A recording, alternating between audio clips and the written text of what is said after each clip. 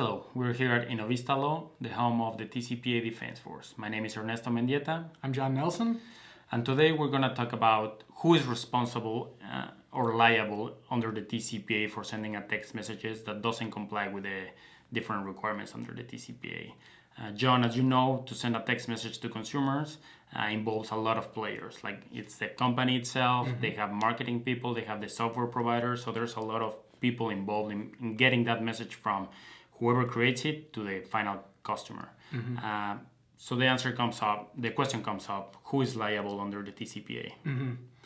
So under the TCPA language itself, really what we're looking for in terms of liability is the sender, initiator, the maker of the call or of the text message. That, under the TCPA's terms, is who is liable.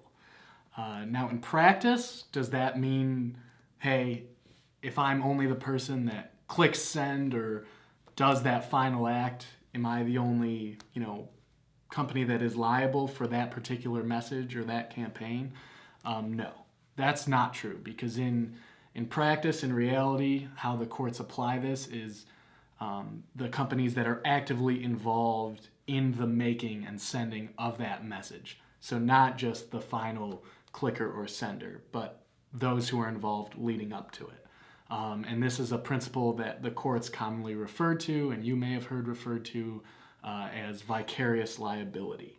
So really what we're looking for is not just the sender or maker of the message, but those who can be deemed vicariously liable for sending the message. Okay, so just to explain a little to our viewers, vicarious liability distinguishes between who's the principal and who's the agent, right? Could you give us a little explanation on that? Sure. On those concepts? So there are several different theories of principal-agent relationships, but ultimately what each of those come down to is a party that is being directed to do work on behalf of another company. In those scenarios, there can be one principal and two agents. So it's not necessarily just two parties being involved, but it's that integrated relationship that collectively and cohesively get a message sent. Okay. So you've seen this in practice probably in other areas of the law or other lawsuits where you have a UPS driver that hits a car. The person who's in that car who's injured can sue the UPS driver or UPS itself. It's not just a one-party suit action. You can choose more than one.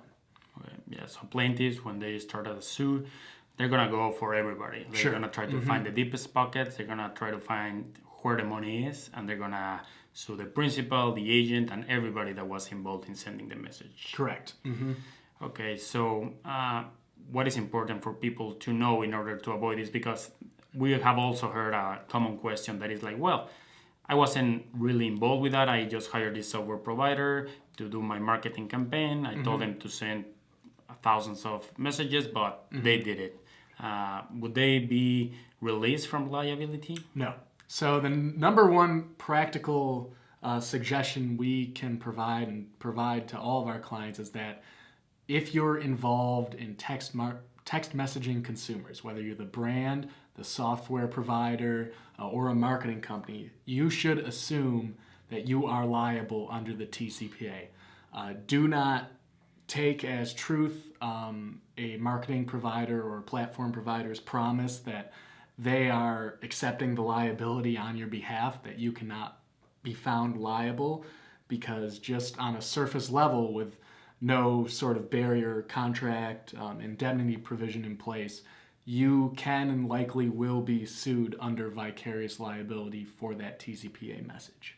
Correct. We have seen several providers that they try to say or represent that we're fully compliant with the TCPA. If you hire us, you'll be free of any responsibility. We should not trust those guys. No, and that's why it's always important, no matter which party you are in getting the message sent out, that you consult a TCPA attorney and that you also work to contract out and include in somewhere possibly an indemnity provision explicitly stating who will accept the risk of suit, the TCPA liability, in the event a suit is brought against your brand, your platform provider, your marketing company. Yeah, and the indemnity clause is really important because of, as we said, you're going to have professional plaintiffs that are going to go against everybody involved in sending a message. And the court may find that, yes, the TCPA was breached, impose certain damages, but then these indemnity clauses or contracts on the back will actually say who's going to pay for what. Yeah, correct. Okay. So best practices, we can say an attorney has to be involved, not only at the stage of litigation, but since the strategy marketing is beginning. Mm-hmm. Before you send that first message, you should consult with a TCPA attorney to ensure you are protecting yourself accordingly and have contracts and arrangements in place to ease your way through any litigation that does occur. Perfect. Thank you, John. We're here at Innovista Law, home of the TCPA Defense Force.